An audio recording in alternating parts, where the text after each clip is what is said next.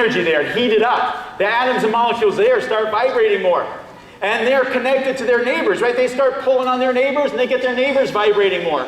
And they bump into their neighbors and get their neighbors vibrating more. And if I wait long enough, all the atoms and molecules will be vibrating more. The whole rod will be hotter. That's how temperature moves through a solid object. It's called conduction, conductivity.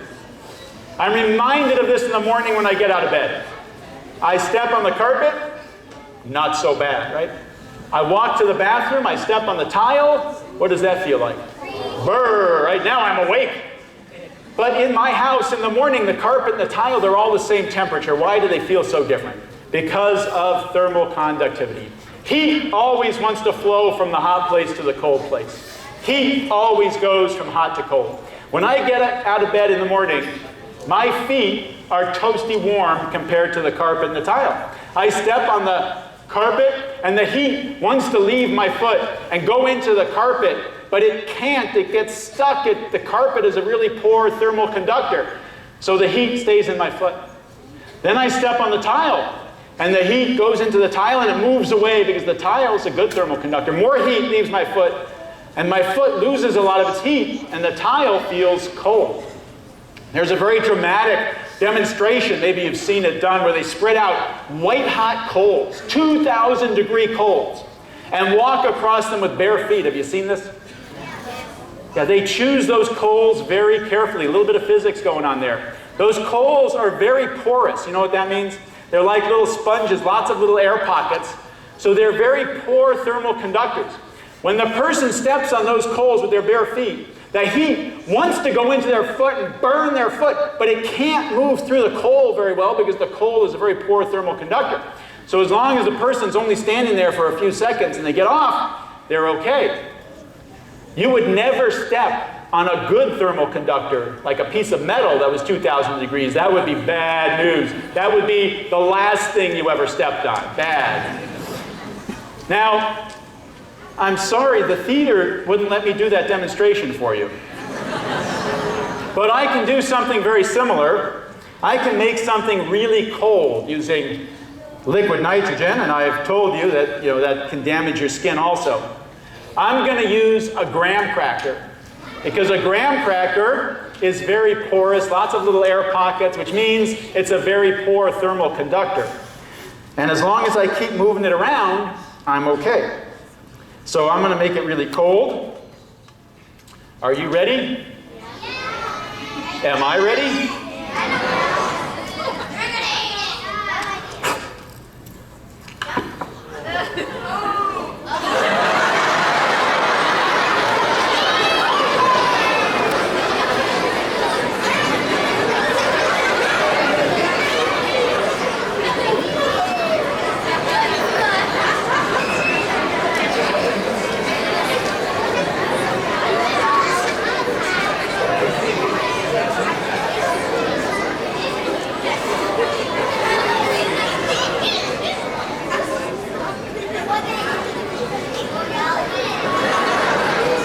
Thermal conductivity.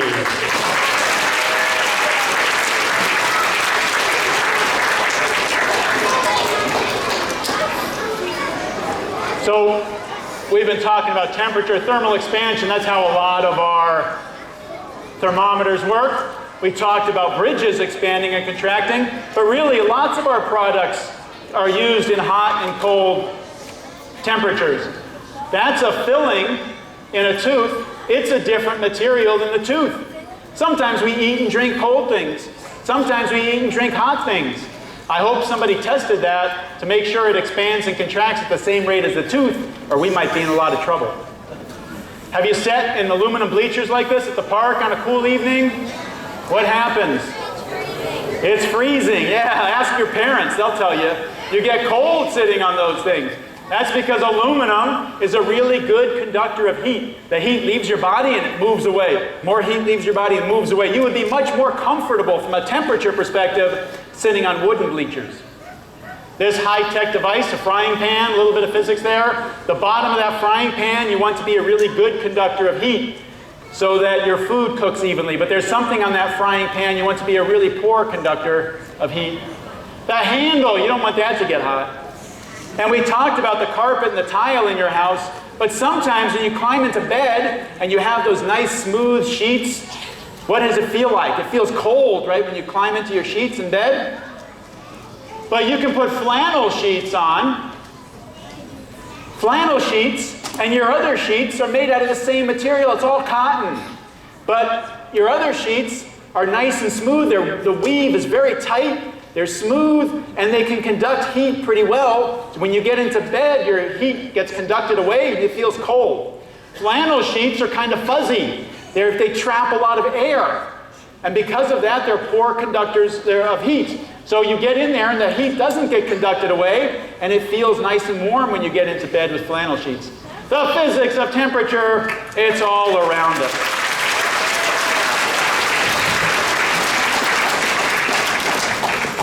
People often ask me what happens to the money that comes in from ticket sales. Our tickets price is very low, but we have lots of people that come to see our show every year.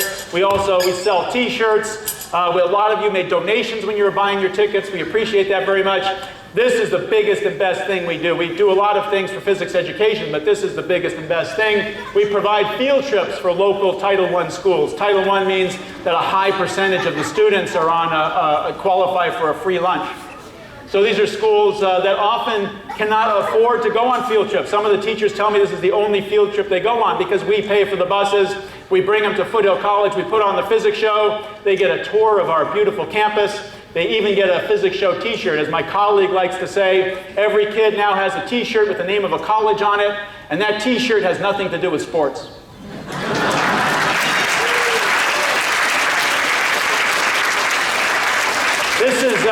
This is just one day. We did 6 days just like it this year. Almost 5,000 students participated. Thank you so much for making that possible.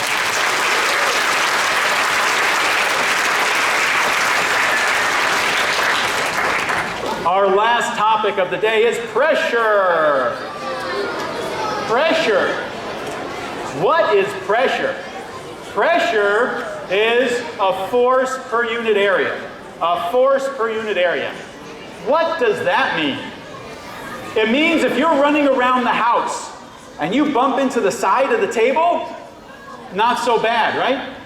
But if you bump into the corner of the table, ow, right? The same force concentrated on a small area feels very different. If Kimmy pushes on me with her open palm, not so bad. If she pushes with that same force with the tip of a needle, ow, right? I feel that very differently. Maybe you've seen somebody chopping vegetables in the kitchen.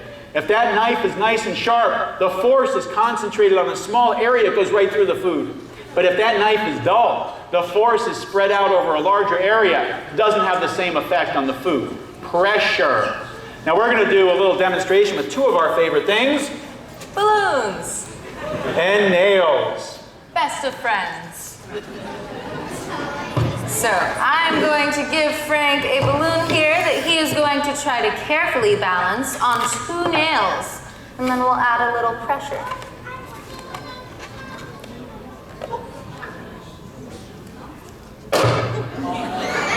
All right. Let's try this again now, Frank, with a new balloon and 20 nails instead.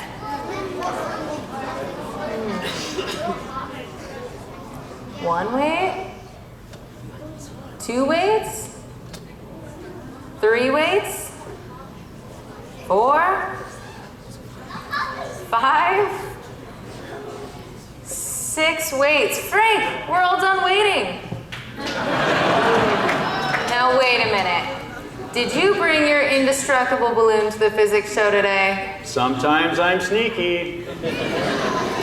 Kids, how can we test if this is actually an indestructible balloon?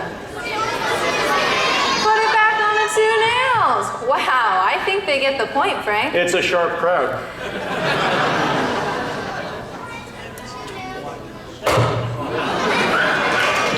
It's not indestructible after all. It appears the number of nails makes a difference. You put a balloon on 2 nails. If you try to put 20 pounds of weight on top, each nail would have to push with a force of 10 pounds to hold up its share of the weight. But if you have 20 nails and you try to put 20 pounds of weight on top, each one only has to push with the force of 1 pound to hold up its share of the weight. The more nails there are, the less each one has to push to hold up its share of the weight. All right, so let me see if I got this straight. You're telling me if I put a balloon on 2 nails... Bad news for the balloon.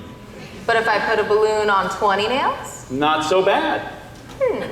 Frank, does this work with things other than balloons? It does, even physics students. So, Frank, if we put a physics student on 2 nails... Ooh, bad news for the physics student. What if we put them on a whole bed of nails? Let's see what happens. Water bottle? Water bottle? Oh, yeah,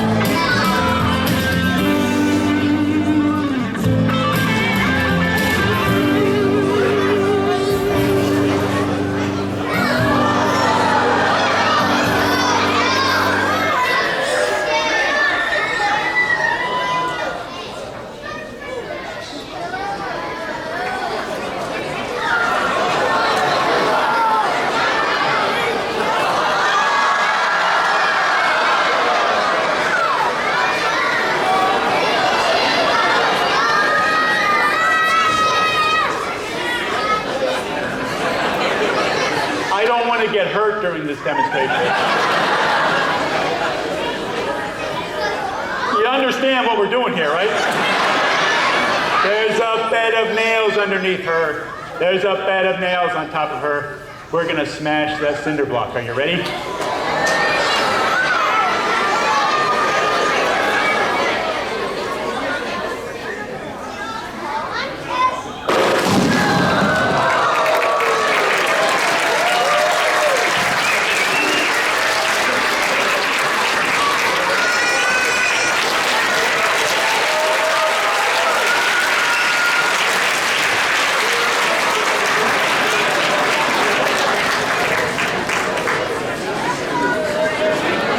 Are you okay?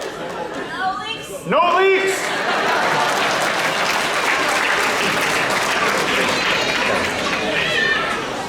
So, a lot of good physics in this demonstration. First of all, most importantly, lots of nails.